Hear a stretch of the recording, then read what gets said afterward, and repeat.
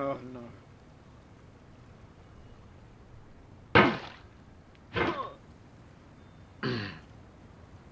What? Ah.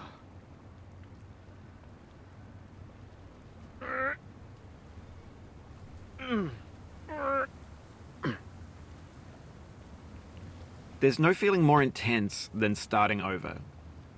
If you deleted your homework the day before it was due, as I have, or if you left your wallet at home and you have to go back after spending an hour in the commute. If you won some money at the casino and then put all your winnings on red but it came up black. If you got your best shirt dry cleaned before a wedding and then immediately dropped food on it. If you won an argument with a friend and then later discovered that they just returned to their original view. Starting over is harder than starting up. If you're not ready for that, like if you've already had a bad day, then what you're about to go through might be too much. Feel free to go away and come back. I'll be here. Alright, thanks for coming with me on this trip. I'll understand if you have to take a break at any point. Just find a safe place to stop and quit the game. Don't worry, I'll save your progress, always. Even your mistakes.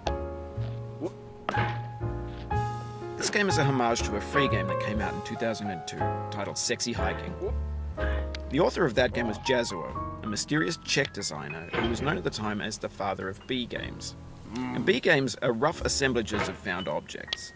Designers slap them together very quickly and freely, and they're often too rough and unfriendly to gain much of a following. They're built more for the joy of building them than as polished products. In a certain way, Sexy Hiking is the perfect embodiment of a B game.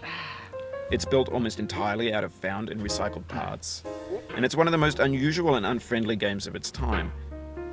In it, your task is simply to drag yourself up a mountain with a hammer. And that act of climbing, in the digital world or in real life, has certain essential properties that give the game its flavor. No amount of forward progress is guaranteed. Some cliffs are too sheer or too slippery. And the player is constantly, unremittingly in danger of falling and losing everything.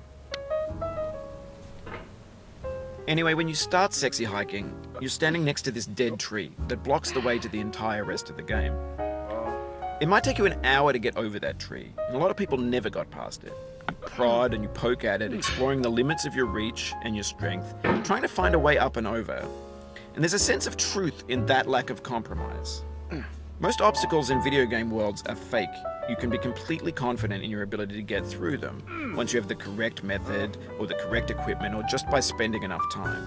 In that sense, every pixelated obstacle in Sexy Hiking is real. The obstacles in Sexy Hiking are unyielding, and that makes the game uniquely frustrating. But I'm not sure Jazuo intended to make a frustrating game.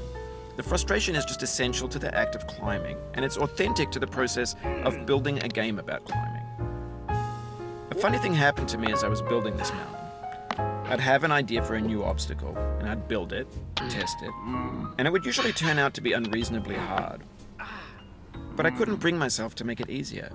It already felt like my inability to get past the new obstacle was my fault, as a player rather than as a builder.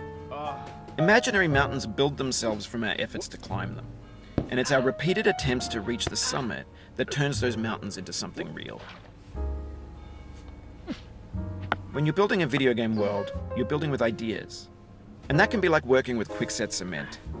You mold your ideas into a certain shape that can be played with, and in the process of playing with them, they begin to harden and set until they're immutable, like rock.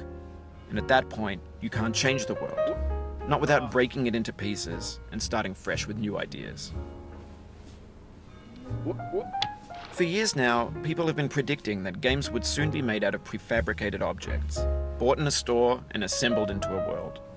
And for the most part, that hasn't happened, because the objects in the stores are trash. I don't mean they look bad or that they're badly made, although a lot of them are. I mean they're trash in the way that food becomes trash as soon as you put it in the sink. Things are made to be consumed and used in a certain context, and once the moment is gone, they transform into garbage. In the context of technology, those moments pass by in seconds. Over time, we've poured more and more refuse into this vast digital landfill that we call the internet. It now vastly outnumbers and outweighs the things that are fresh and untainted and unused. When everything around us is cultural trash, trash becomes the new medium, the lingua franca of the digital age. And you can build culture out of trash. But only trash culture. Be games, be movies, be music, be philosophy. Maybe this is what digital culture is. A monstrous mountain of trash, the ash heap of creativity's fountain. A landfill with everything we ever thought of in it. Grand, infinite, and unsorted. There's 3D models of breakfast, Gen X's fanfic novels, scan magazines, green screen Shia LaBeouf, banned snuff scenes on LiveLeak. Facebook's got lifelike bots with unbranded adverts and candid shots of Kanye and Taylor Swift mashups, car crash epic failed GIFs, Russian dashcam vids, discussions of McRibs, discarded, forgotten, unrecycled, muddled, rotten, untitled. What? No. Everything's fresh for about 6 seconds, until some newer thing beckons, and we hit refresh. And there's years of persevering, disappearing into the pile, out of style, out of sight. In this context, it's tempting to make friendly content that's gentle, that lets you churn through it but not earn it. Why make something demanding if it just gets piled up in the landfill, filed in with the bland things? When games were new, they wanted a lot from you. Daunting you, taunting you, resetting and delaying you. Players played stoically.